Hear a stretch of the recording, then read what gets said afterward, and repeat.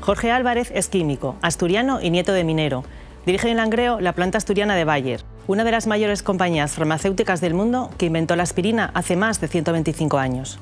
De aquí, de Asturias, sale el principio activo de toda la aspirina del mundo. Cada día, más de 20 millones de personas toman algo asturiano sin saberlo.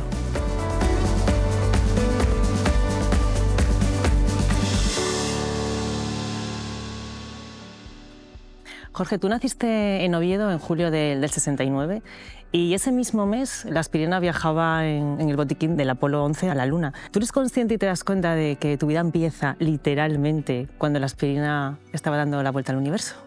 Sí, efectivamente. De hecho, siempre digo que nací justo para no perderme cómo la aspirina llegaba a la Luna. Ah, muy bien. Y el hombre también, ¿no? Pero, sí. Y sí, efectivamente, yo nazco el 15 de julio del 69 y cuando llega el Apolo 11 es el 20 de julio. Entonces digo siempre que el día 15, cuando yo nacía, seguramente estaban metiendo la caja de aspirina en el botiquín, ¿no? Pero tengo muy claro que efectivamente la universalidad de la aspirina ya estaba allí cuando yo había nacido. De hecho, la aspirina lleva desde 1897, ¿no? Que es cuando Bayer la inventa en Alemania. Luego ya tenía 70 años cuando llegó a la Luna. Nos vamos a 1942, en plena posguerra. Dos empresas asturianas montan en Langreo algo que, aprovechando lo que les sobraba, que como es el hierro y el carbón, que se fabricaban aquí.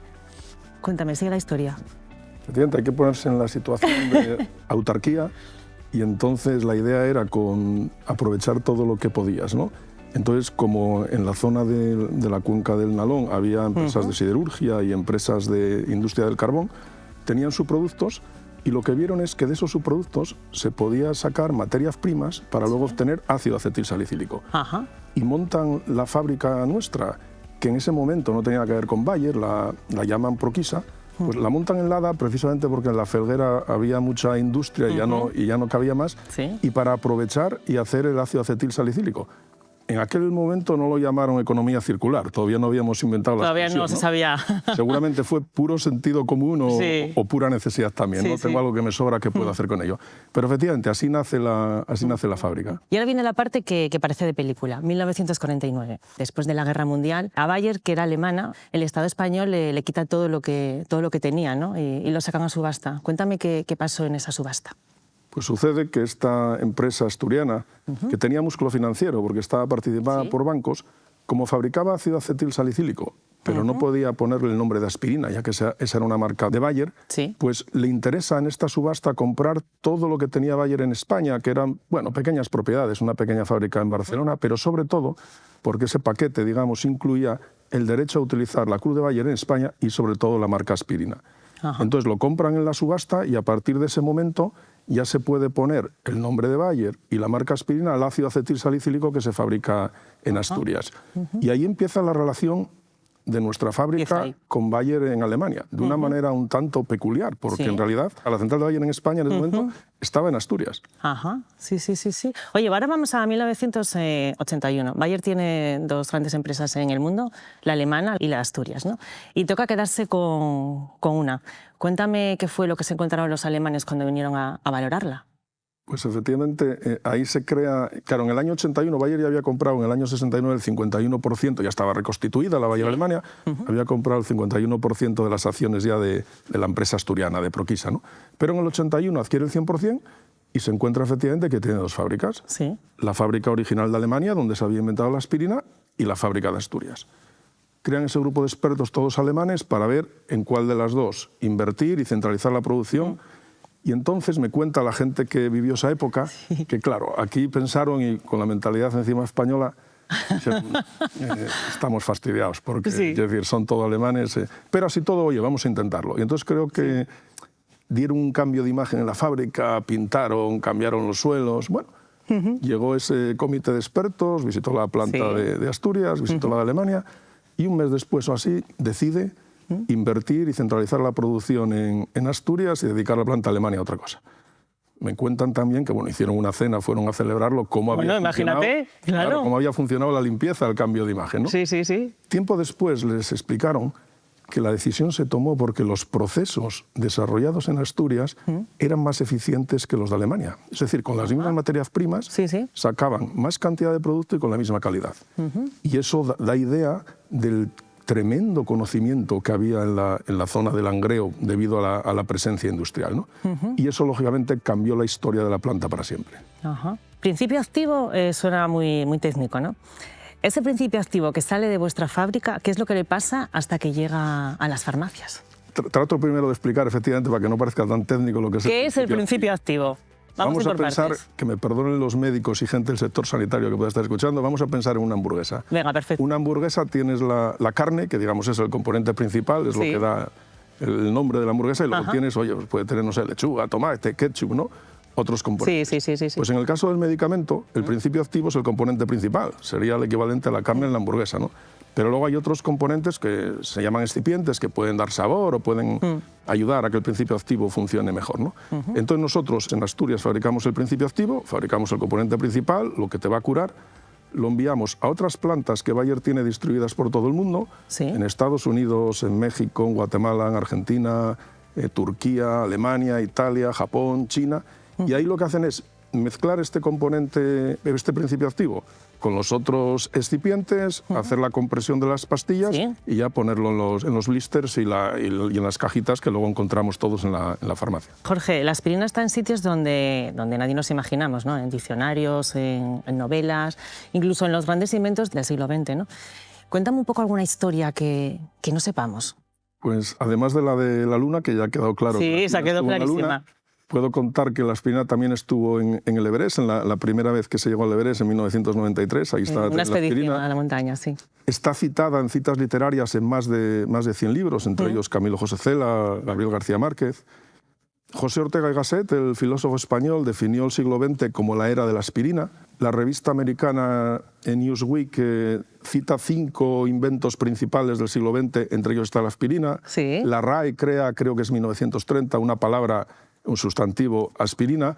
Luego, efectivamente, la aspirina está presente en la vida cotidiana desde hace ya mucho tiempo. Sí. Oye, yo te pregunto ante esto, si yo me tomo una pastilla esta noche, alguien se la toma en Tokio y otra persona se la toma en Buenos Aires, ¿qué tienen en común estas 3 pastillas? Pues en común tienen que el principio activo sale de aquí de Asturias. Da igual en qué sitio estés del mundo, da igual que sea Japón, que sea China, que sea Estados Unidos, que sea en cualquier sitio de Sudamérica, si tomas una aspirina o un adiro, lo que en España llamamos adiro, sí, que es para la prevención cardiovascular, es ácido acetilsalicílico, sí. En el resto del mundo se llama cardioaspirina. Entonces es muy fácil unir aspirina y cardioaspirina, ¿no? Aquí en España a veces se dice aspirina y adiro y no se sabe muy bien que en realidad es el mismo principio activo, ¿no?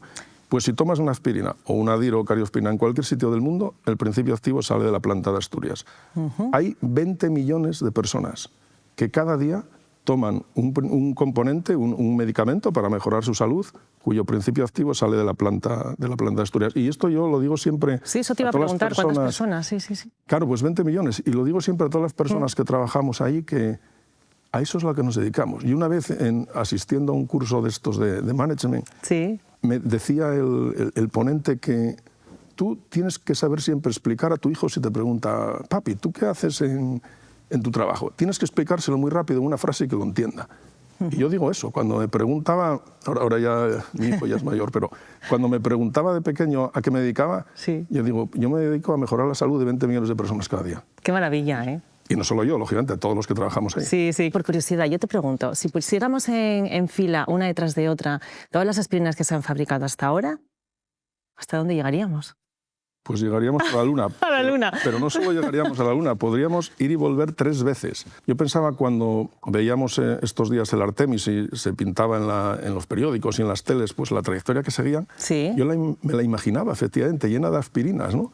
Porque efectivamente iríamos y volveríamos 3 veces. Y eso da idea del trabajo, del esfuerzo de todas las personas que han contribuido a ello pues a lo largo de los 84 años de historia de la planta, ¿no? Sí.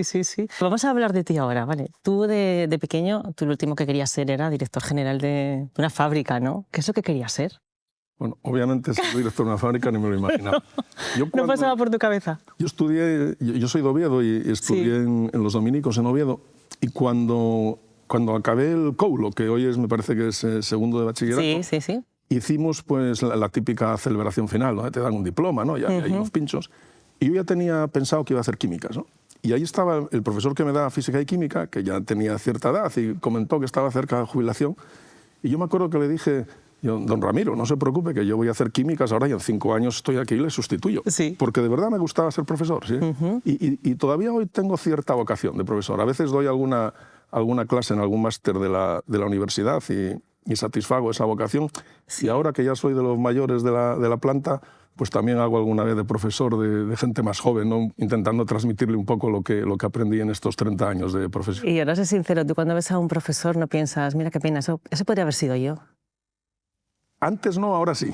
Ahora sí, ahora sí. No sé. Sí, hubo un tiempo que digamos que lo olvidé, pero ahora sí que veo ¿Sabes también por qué? Porque eso, estamos en un tiempo de cambio generacional en la fábrica, ¿no? Y entonces yo veo la importancia de transmitir el conocimiento a los demás. Sí. Que es una cosa muy evidente, ¿no? No hace falta que te pase esto para verlo, pero ahora como lo estoy viviendo, pues sí que estoy volviendo otra vez a apreciar el profesor y no te digo que me gustaría igual... Que igual nunca se sabe, ¿no? Nunca se sabe. No sé, igual ya tengo muchos años para... No, nunca se tiene muchos años para nada, ser profe, Jorge, nunca. Oye, tú entras de becario a Bayer en el 94 y 2 años después, en el 96, te hacen un contrato y te dan un trabajo que nadie quería, que es el de documentación. Pero en ese momento llegan unas máquinas que cambian tu vida, unas máquinas nuevas. Cuéntame. ¿Qué pues pasó efectivamente, ahí? Yo después de la beca y ya me hicieron indefinido, ¿Sí? Pues me encargaron hacer unas cosas que se llaman procedimientos normalizados de trabajo. Es documentación, pues estar delante del ordenador ahí. Sí. Y bueno, yo era el más joven, pues había que aceptarlo, ¿no? Los que ya llevaban más tiempo ahí, pues era lo último que querían hacer, ¿no? Y cosa que es, por cierto, muy importante en la industria farmacéutica, tenerlo todo documentado. Sí, no, por supuesto. Ninguna duda. Pero lógicamente a mí me gustaba más la planta, las máquinas. Entonces yo, la persona que me tutorizaba, digamos, en aquel momento, claro, él llevaba la planta de producción y yo cada vez que podía, tenía un hueco libre, iba con él. Y además le preguntaba, ¿cómo funciona esto? Y tal, y siempre me respondía. Que yo a veces pensaba, ¿cómo puede ser que hayamos estudiado lo mismo? Si este hombre sabe tanto, y claro, yo me faltaba mucho conocimiento práctico. Bueno, hasta que un día llegan esas máquinas nuevas, que son unas centrífugas secadoras, se llaman. Centrífugas, sí. Eso, y con una tecnología muy Estamos moderna. interiorizando lo que nos estás diciendo. Sí, bueno, son temas complejos, pero bueno, unas máquinas nuevas. Sí. Entonces llegan y yo le pregunto a este hombre, digo, oye, ¿cómo funcionan? Me dice, no tengo ni idea, ¿no? Es que son nuevas. Y entonces ahí se me encendió la bombilla y dije, hombre, aquí estamos iguales. Entonces yo me pegué a esas máquinas y dije, estas máquinas voy a saber yo bien cómo funcionan y los manuales. Y siempre que tenía momento libre, ahí estaba yo al lado de las máquinas. De tal manera que al cabo de unos meses, el que más controlaba de esas máquinas era yo. Y entonces ya me encargaron poner en marcha esas máquinas, contrataron a otra persona para que hiciera la documentación. Y bueno, y con el tiempo esas máquinas además fueron parte esencial del proceso de fabricación de aspirina y bueno, y yo acabé responsable de esa planta. Luego sí que cambiaron mi vida laboral esas centrífugas. Jorge, me gustaría que nos contaras algo en exclusiva para toda la gente que nos sigue en el arte de crear, ¿vale? A finales de este año, Bayer en Asturias se va a convertir en la primera fábrica de medicamentos en España que no va a emitir nada de CO2 al aire, ni un solo gramo. Cuéntame qué significa exactamente todo esto. Pues efectivamente, en el último trimestre del año, la planta de Bayer en Asturias será la primera en su sector en alcanzar la descarbonización total, es decir, 0 emisiones de CO2 a la atmósfera. Esto será posible gracias a un proyecto de colaboración con Iberdrola que producirá para Bayer vapor que llamamos verde, es decir, sin ninguna emisión a la atmósfera. Para ello lo que se hace es instalar una caldera eléctrica que está alimentada por energía renovable para producir ese vapor y que además tiene un sistema muy innovador, muy pionero de almacenamiento térmico, ¿no? Con un tema de sales fundidas. Sí. Y ya digo, que estará en marcha en el último trimestre del año y desde luego yo creo que va a servir de ejemplo también no solo para nuestro sector, sino también para otros sectores que estén pensando en la descarbonización térmica. Y estamos súper ilusionados y lógicamente claro, normal. Nuestro proyecto estrella ahora mismo. Claro, precisamente tu abuelo fue minero, la fábrica nació del carbón y ahora te tocó a ti descarbonizar. ¿Tú cómo llevaste todo esto? ¿Qué fue lo que pensaste en ese momento? Bueno, igual te ríes de lo que te voy a contar. No. Yo cuando comenzó este proyecto, hace ya 2 años, bueno, pues yo lo traté de afrontar, pues oye, profesionalmente de la mejor manera posible, ¿no? Pues con tema de financiero lo primero, cálculo financiero, a ver si encajaba en la estrategia de la empresa, hablando con las personas de la central aquí en España, también luego con la central en Alemania. Ya sabes que las multinacionales a veces hay que tener aprobaciones por todos los sitios. Sí. Bueno, y a medida que íbamos avanzando, yo ya me daba cuenta que el proyecto iba a ir a buen término, ¿no? Ajá. Y luego ahí me empezó a entrar una duda puramente personal.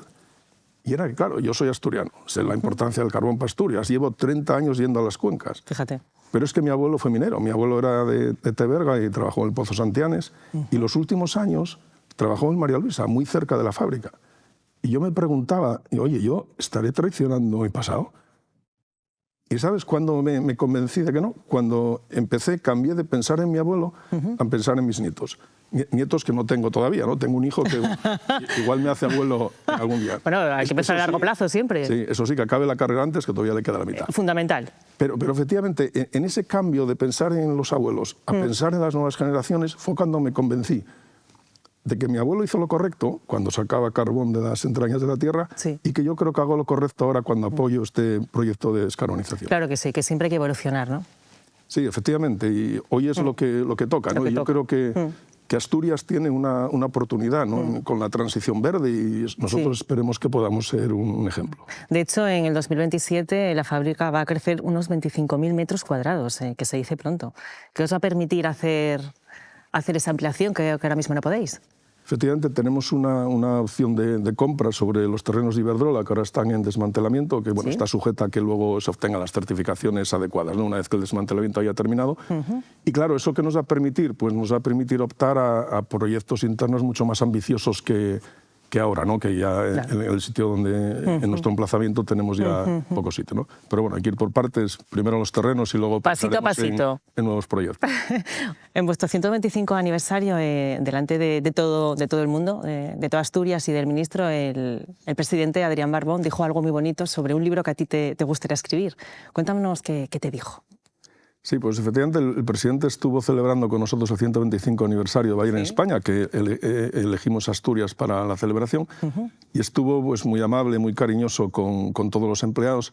Y luego en el discurso, porque yo había comentado, y alguna vez lo había comentado con él, que me gustaría escribir un libro, ¿no? Sí. Y entonces él dijo que efectivamente, que oye, después de 84 años de presencia de Bayer en Langreo, ya daba para escribir un libro. Claro. Pero que por favor dejásemos los últimos capítulos en blanco, porque todavía teníamos mucho futuro y muchas cosas nuevas que escribir.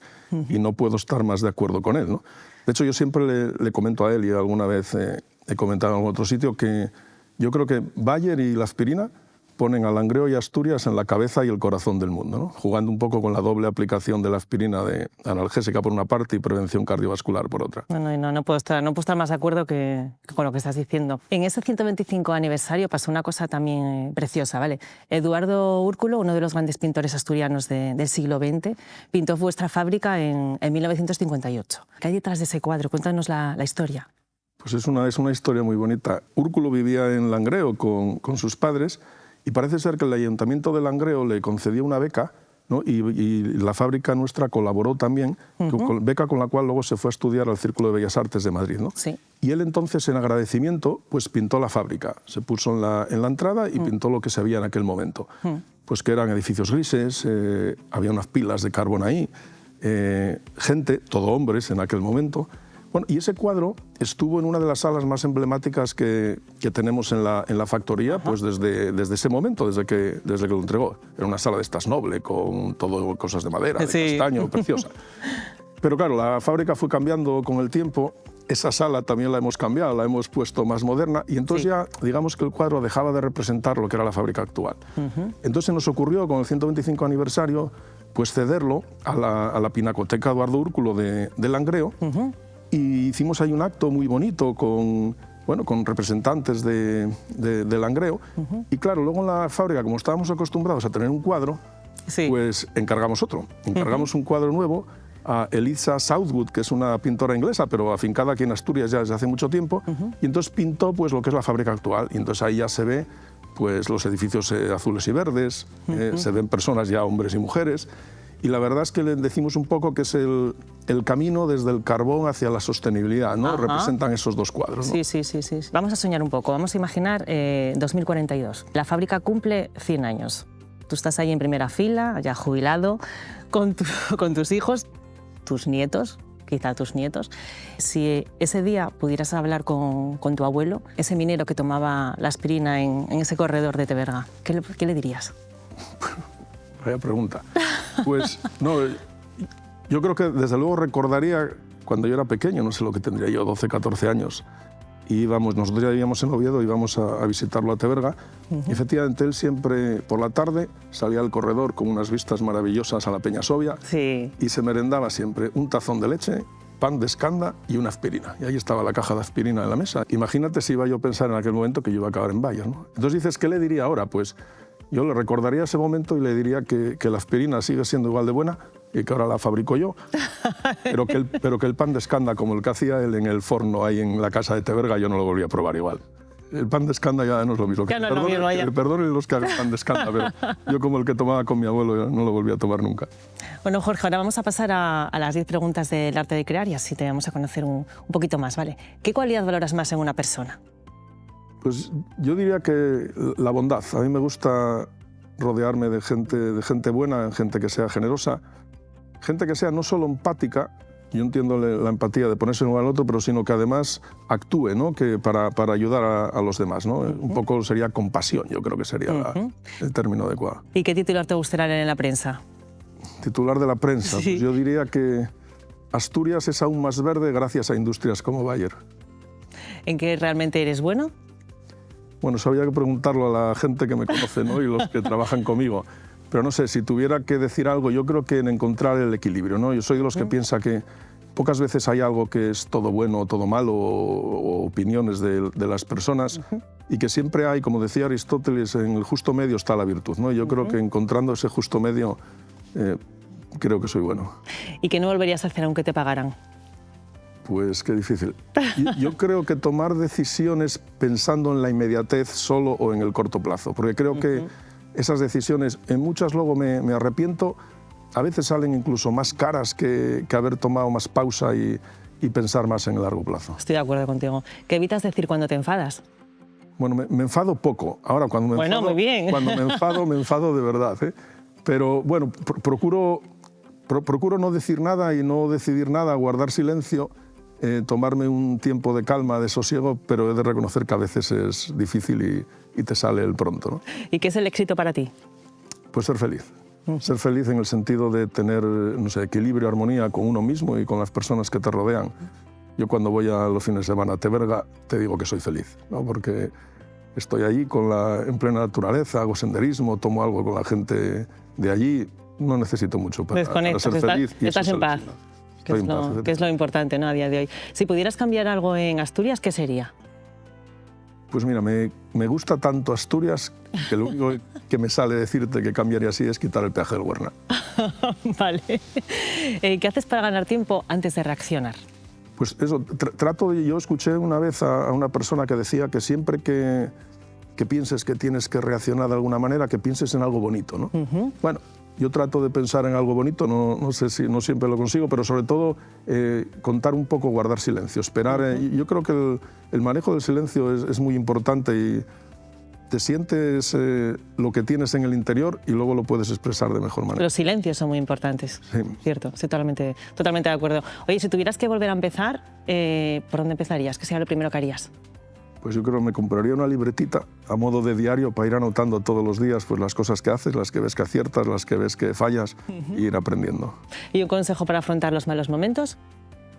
Pues yo diría, primero lo que decía, calma, sosiego, luego visualizar una vez superado el momento, cómo va a ser el futuro, y luego si uno no puede resolver esa dificultad por uno mismo, pues pedir ayuda, que la mayoría de la gente es gente buena que está dispuesta a ayudar. Que por suerte hay mucha.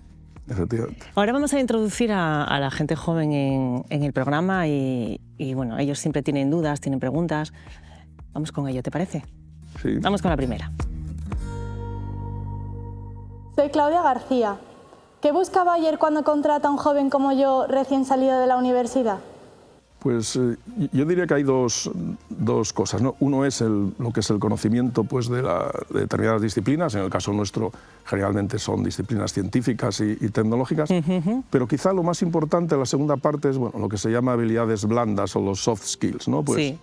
Personas que sepan trabajar en equipo, que tengan mucha capacidad, sobre todo si hablamos de jóvenes, mucha capacidad de aprender, porque les va a tocar inventarse y reinventarse una y otra vez, Y luego, en nuestro caso, pues claro, compromiso con el propósito de la empresa, ¿no? Que en el caso nuestro es salud para todos. Luego parece bastante fácil, ¿no? Pero luego el compromiso hay que demostrarlo en el día a día y hay que construirlo en el día a día, ¿no? Con el equipo. Venga, vamos a por la segunda. Soy Marta Refusta. Después de trabajar con alemanes, americanos, japoneses, ¿en qué somos mejores los asturianos? Pues yo creo que somos mejores en el sentimiento de comunidad que tenemos, que si lo orientamos al esfuerzo colectivo es muy útil en las empresas. Y yo esto lo descubrí, nosotros recibimos muchas visitas de gente de Alemania, ¿no? Somos empresa alemana, pues nos vienen muchos alemanes por aquí. Y yo siempre cuando les enseño la planta, están aquí 2 o 3 días, luego les pregunto, bueno, ¿qué es lo que destacáis de la planta, ¿no? Y casi todos me dicen lo mismo. Dice, oye, el nivel de compromiso tan grande de todas las personas que trabajáis aquí. Todo el mundo siente la fábrica como de él, ¿no? Como suya. Sí. Como suya. Y yo al principio no le daba mucho valor y decía, bueno, joder, normal, ¿no? Porque, quiero decir, estás en una buena empresa, tienes un buen salario, ¿cómo no lo vas a sentir? Sí. Pero luego, efectivamente, como me lo decían tanto y luego yo en mis viajes, pues miraba a ver si era igual en otros sitios y sí creo que es una cosa diferencial, ¿no? Nuestra en Asturias y específicamente en las cuencas yo creo que se ve mucho, ¿no? Ese sentimiento de comunidad. Ya digo que no siempre se orienta bien, pero si se orienta bien yo creo que es una ventaja competitiva importante. Y algo muy importante, porque al final es mucho más productivo todo. Claro, efectivamente, tú si de verdad tienes un objetivo común y trabajas de manera colectiva hacia él, pues todo fluye mucho mejor, sin duda. Bueno, Jorge, hemos acabado. ¿Qué tal estuviste? ¿Qué tal te has sentido? No, pues muy bien, la verdad, muy cómodo. Y, sí, bueno, eso es lo importante, ¿no? Que espero que hayas sabido transmitir un poco la historia de nuestra planta. Sí, por supuesto. Y es algo que tengo que agradecerte, que hayas transmitido tan bien y sobre todo bueno, que nos hayas enseñado la historia de Bayer, ¿no? Que mucha gente no la sabíamos y creo que es muy importante. Y Jorge, ¿vamos a por ese libro que te gustaría escribir? Pues me pongo a ello. Bueno, y nos lo vienes a contar aquí otra vez, ¿te parece? Ah, no, desde luego. Y dejo los últimos capítulos en blanco. Exacto. Se lo prometí al presidente y hay que cumplirlo. Oye, y dejo alguno para el arte de crear. Efectivamente. Bueno, Jorge, muchísimas gracias. Muy bien. Y esta es tu casa para cuando quieras volver y contarnos más cosas. Y a vosotros os esperamos la próxima semana en El Arte de Crear.